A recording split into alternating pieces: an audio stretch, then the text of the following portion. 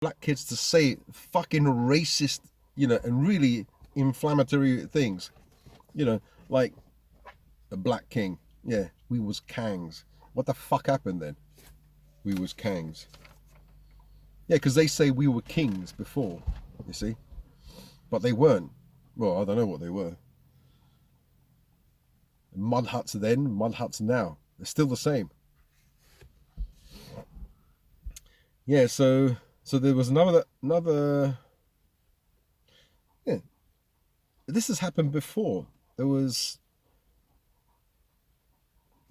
I think it's either the same story. No, it's not the same story. It's another story where a group of Africans or blacks they chased a boy down in, was it in, where is it, in Ireland, yeah, and one of these black kids, he stabbed him in the back. Like basically they beat him up, one on the kicked him in the head, and one of them stabbed him in the back. Like that's attempted murder. He got 18 months, but he only did 1 year. Only did 1 year. Nobody talks about this, do they? You can call it that. That's a racist, like a race hate or a hate crime, but the media doesn't talk about it. Shh, you're not fucking allowed to know this. Someone looks at a black man in the wrong way, and it's like fucking top news. They shout it from the rooftops. Racist white man gives a man a fucking racist look. It's not acceptable. Another guy, Corey McGrimmon, 15 years old. He was stabbed in the heart by a black kid. Did you hear about it? Nope. You heard about the guy who stabbed the Garda recently. He was shouting Allah Akbar, Allah Akbar, and yeah, he stabbed the police. You probably heard of that one. But what happened to George Floyd? Like he was on drugs. He was doing drugs, for fentanyl, for years maybe, and it was basically a drugs overdose. Like the policeman, he put him in a lock, or he put his knee on his head. It's something that policemen did all the time, and maybe still do. I don't know. He was just doing a normal procedure. He was just stopping the guy, but he passed away. Now, people have argued that it wasn't the policeman's fault. Yeah, he died because of the knee on the head, but he was already compromised. He was on drugs. He was on fentanyl. So it's more of an overdose than it is a murder. But they had to make a scapegoat. They had to make an example of the policeman because everything was going crazy, cities fucking burning, businesses being burnt down. And these businesses like Amazon, like bowing down to Black Lives Matter and funding them even more, donating. George Soros donated to them. All these big companies donated to them. These fucking terrorists, that's what they are. They're Marxist terrorists as well. They were trained Marxists. And if you know who trained them, well, you know that one of Marx's friends, by the way. You know exactly who trained them. Yeah, it wasn't created by three black lesbians. No, it was created by these guys here. They're just the front, but they were trained by somebody else to do all this stuff. It was all fucking planned. That's what I'm saying. Yeah. So what happened with George Floyd? Everyone went crazy. Because he wasn't an innocent man. He put a gun to a pregnant black woman's stomach when he was robbing her. You don't hear about that, do you? Well, probably did, because there was a lot of interest in who he was and what he did. But still, anybody passing away, I'm not the kind of person to be a bastard and say, oh yeah. But still, it was an accident, and this guy is in, how many years, what, has he got life? 20 years in jail or whatever? Because he had to be made an example to quell the fire. That's bullshit. That's something that you see in a fucking communist country. Yeah. So there is a two-tier kind of a law or the media or whatever, two-tier vibe. Like in our country, you've got Stephen Lawrence. He's a saint, he's Saint Stephen Lawrence. This guy, it was the same thing. He was into drugs. He was like, maybe he was a drugs. Some people say he was a drugs dealer, and he got involved with this group of white guys who maybe they were drugs dealers as well. And he was. They say he was killed. I don't know, but eventually they found out that yeah, he was killed, and there was a national inquiry. There was the mother or the parents got £1 million in compensation, and you always get like a program about Stephen Lawrence on TV. They probably do a film about him. They'll probably, I don't know, maybe they'll just in an addition to the Bible or something, the Stephen Lawrence, the prophet or whatever. I don't know. The reason why I say this is it's not that I don't feel sorry for someone passing away. And when they pass away, they show some angelic angelic picture of a choir boy. If you actually see him, when he actually in the period where he got killed, maybe he had different hair, he was growing up. Just like that guy in Stockport, they showed the angelic figure of him when he was 8 years old. But actually, he had that fucking explosion hairstyle, like a fucking plant growing out of his head. Ugh. So the media try and show these guys to be like angelic, and to try. Basically, they're manipulating your mind and your emotions, so you don't get too angry. So this Stephen Lawrence. This case has gone on, you're still being reminded by the media, by the BBC, evil Whitey, poor black boy, evil Whitey. This is the vibe. It's constant. It doesn't stop. And there must be a reason for it. It's to instill white guilt on the masses. At the same time, enraging black people. So it's great. Weaken this group and strengthen this group. This is the plan, in my opinion, in my tiny mind. Of course, I'm wrong, but just humor me. Roughly at the same time, there was a Scottish boy called Chris Donald. I think it's K. Is it Chris Donald? Kriss Donald. Donald. He was murdered. He was 15 years old. He was murdered by a group of Pakistani men. He was set alight. His eyes gorged. His groin was set alight, I think, or cut. They cut him. They stabbed him. And he was rolling around on the floor on fire, and he crawled, and he died. A long death, a cruel death. He was chosen because he was white. He was a white boy. Now, they were convicted for this, it was a racist crime, an actual racist crime. And I think one of them, when he went to prison, he said he wished he could have killed more whites. So you would have thought this would be like fucking headline news. They would have shouted this from the rooftops. And you guys probably don't even fucking know it. I think in Scotland there is like there's a kind of memorial on a bench. There's his name, Chris Donald, or something like that. That's all he fucking gets, because this government, this two-tier system, says that's all you fucking deserve as a white person. Look at the difference. Fucking £1 million for the family. There's a Macpherson fucking report. This guy is spoken about all the time, as if he's some fucking angelic being. This 15-year-old boy, he wasn't a fucking drugs dealer. He was an innocent boy. He was chosen because he was white. He was killed brutally by this Pakistani gang, and they owned up to it. When it comes to this side, they didn't know who it was, if it was racism or not. These guys fucking owned up to it. You would have thought it would be like fucking headline news for years. They would do a story about it. The family would get like some kind of, there'd be like GoFundMe, they'd get a few 100,000. Nothing. Absolutely nothing. because he is a white boy and he is a black boy, and they have to show the masses how evil they are. So basically, for me, it's like this boy's life means nothing, and this boy's life, even though he might have been a fucking criminal, but I don't know what he was, it's worth much more than this person. So can you see the fucking racism? There is the racism. It's fucking clear.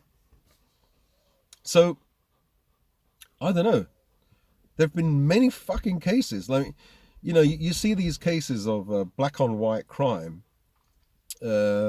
Probably you guys don't look for it, and it's a good thing. I'm not going to look for it. But when we were living in Wales, the first time when I had to move away from London and to Wales, on the way I saw a story. It was in the newspaper, and it's a really, really, really depressing story, and it stayed in my head because there was an Italian lady, Mrs. Silva, in her 80s. She was killed by a black guy, Mr. Fernandez, I think his name is, and I think they sectioned him or whatever under some mental health act or whatever. He decapitated her while she was in her garden. He decapitated cats as well, as a kind of training just before he. And I'm not sure if he was shouting Allah Akbar as well. And you've got helicopters there and the police, they surrounded the place. And could you imagine the Italian family of this lady? She's a grandmother, a mother. But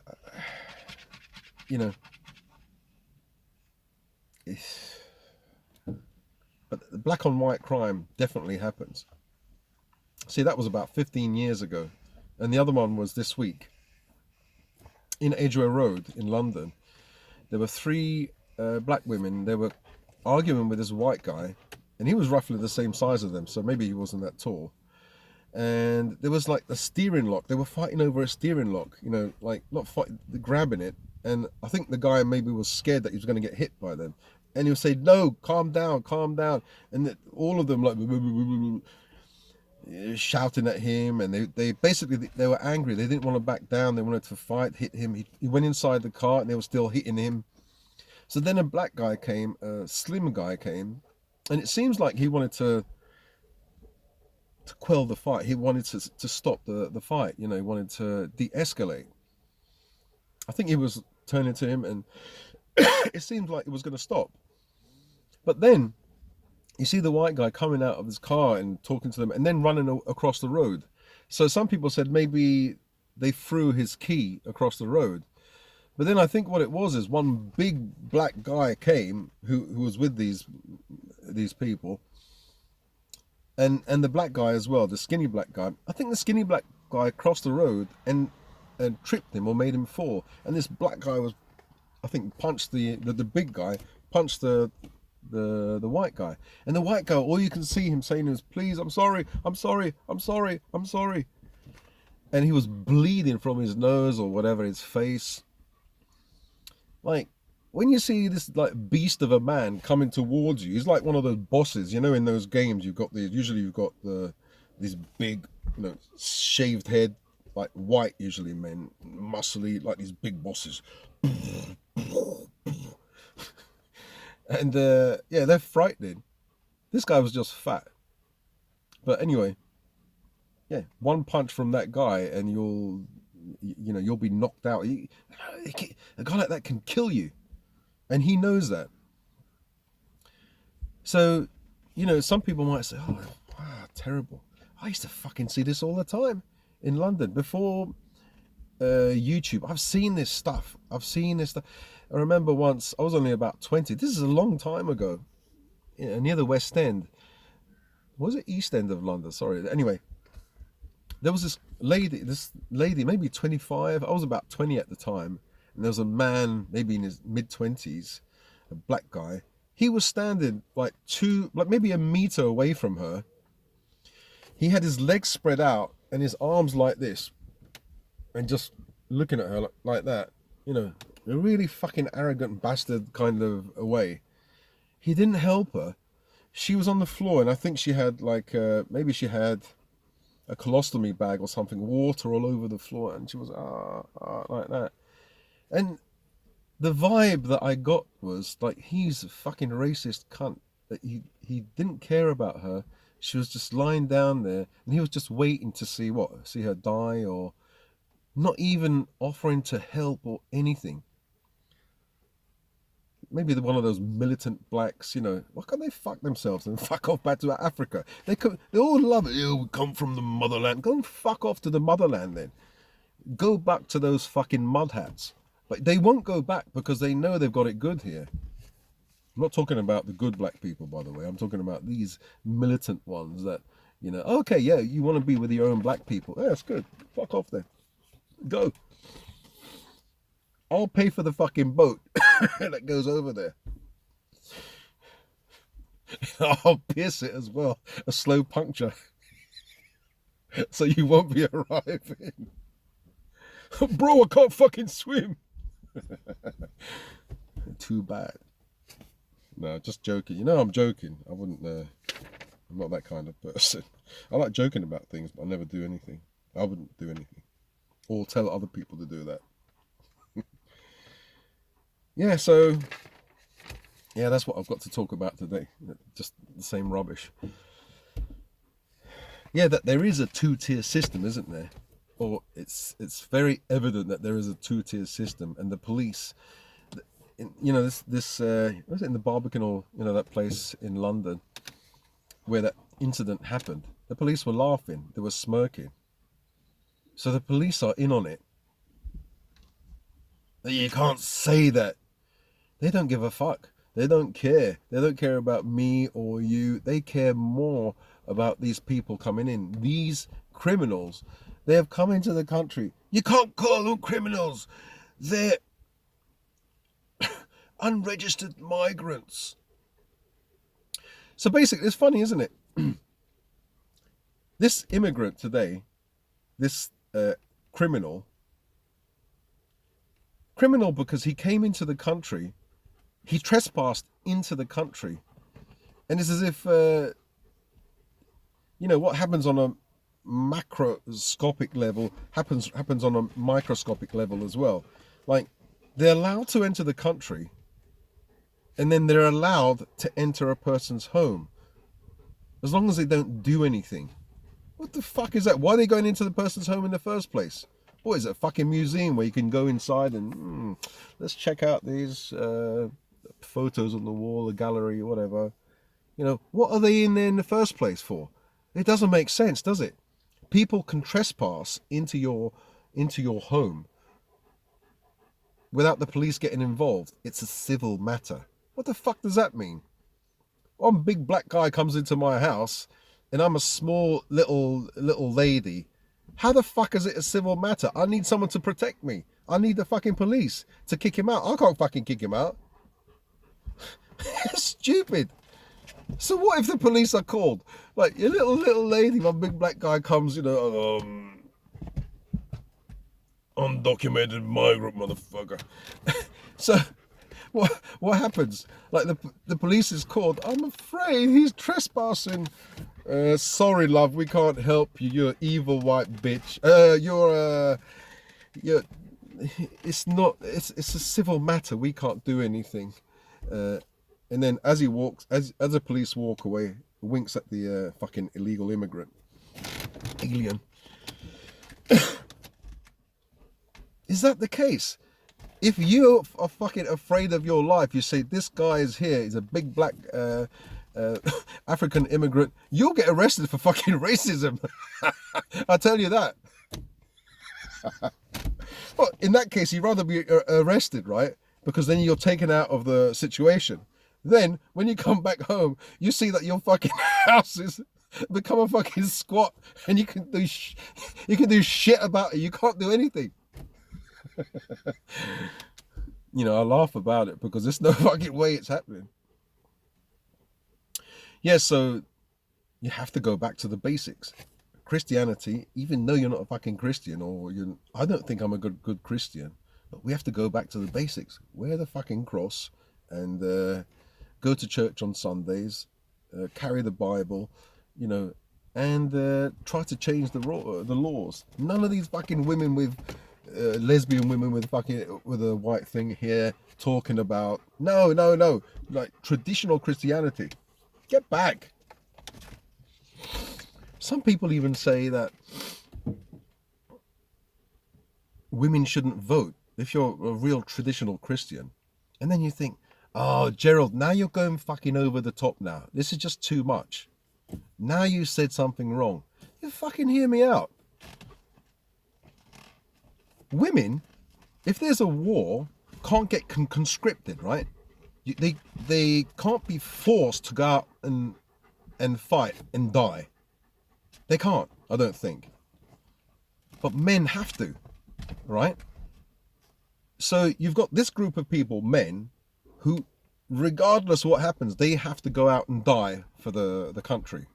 Fight and potentially die for the country. Even if they didn't want to fucking go to war, okay?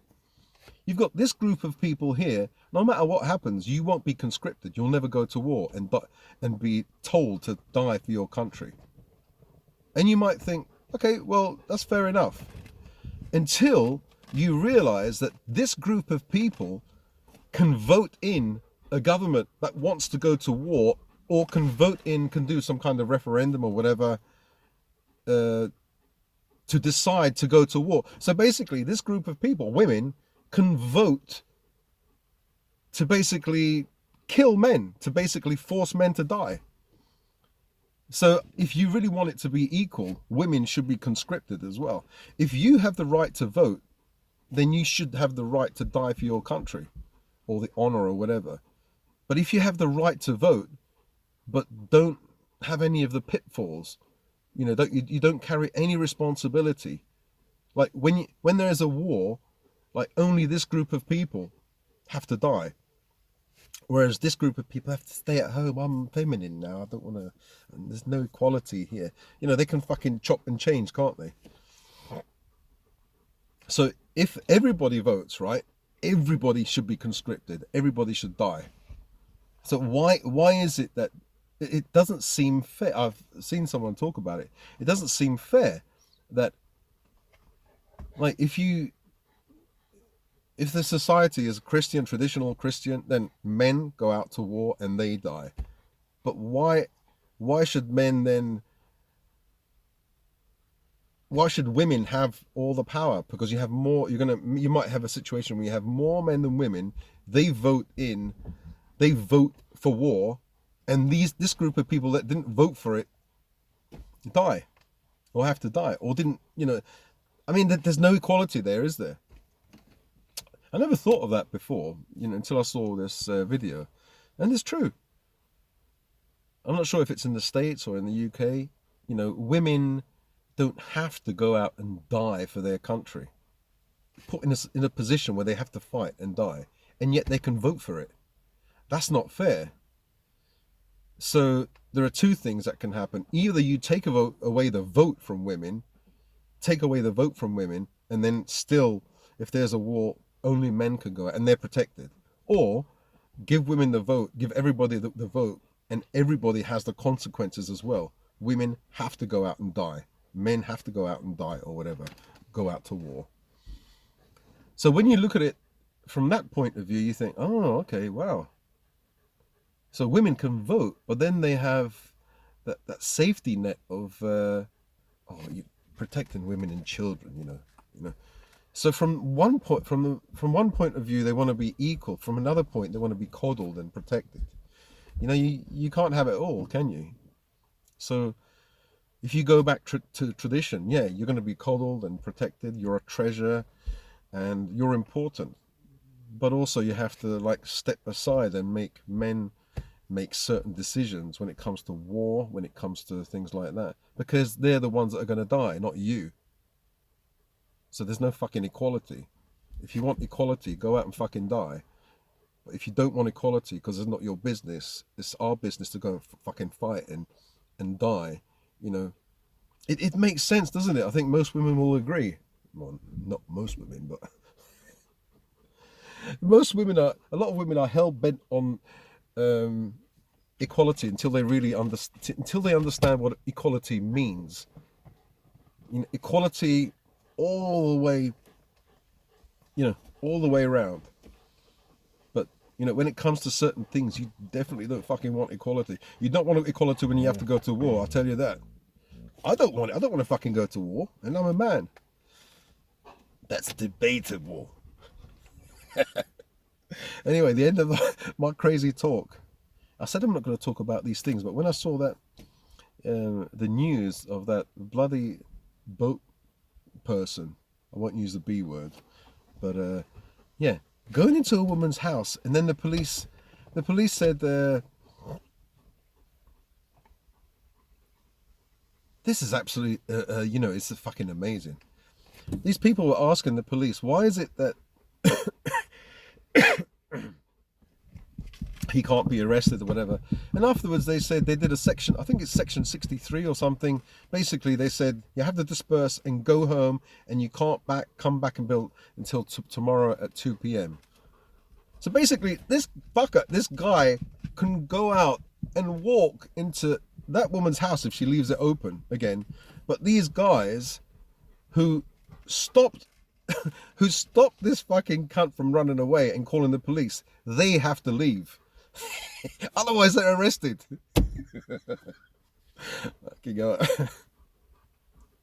As I said, stop the world, let me get off. I'm going to find a little house somewhere in the countryside and meditate. And then you'll be seeing different videos of me going,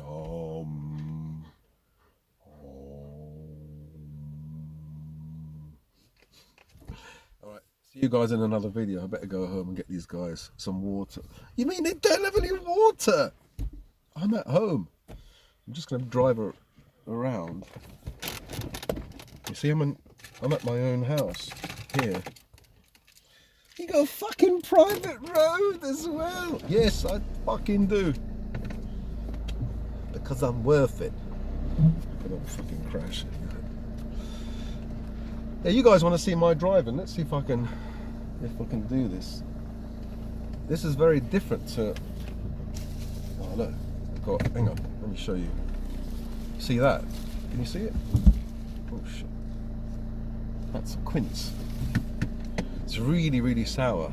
What the fuck is a quince? It's a really sour fruit, and you can make quince jam. It's really nice. Let me just show you. Seeing as you guys are here, I'm in the car. I'm going to drive right. Let me see if I can, without crashing here.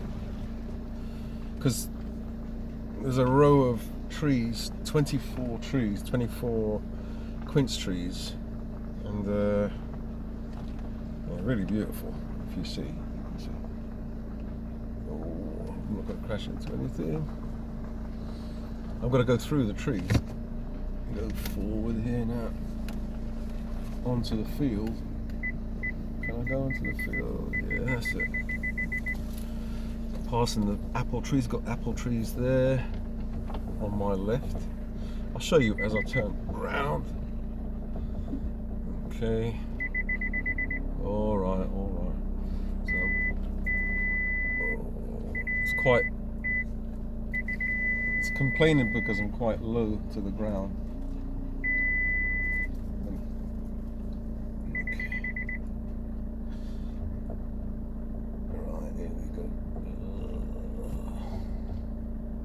Yeah, sorry, it's not very interesting because I can see, but you can't see what I can see.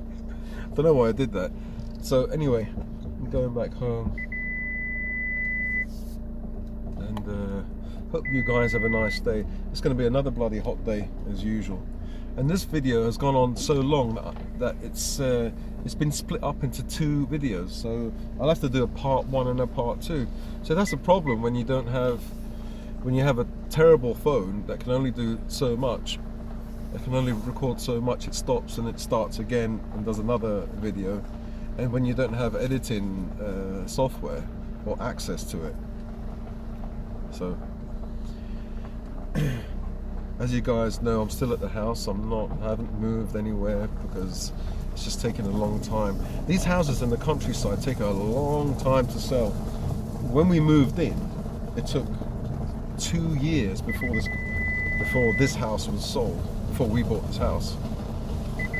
So it's really slow. So anyway, speak to you guys in another video. Hope you're healthy, well, and happy, of course. Okay, bye.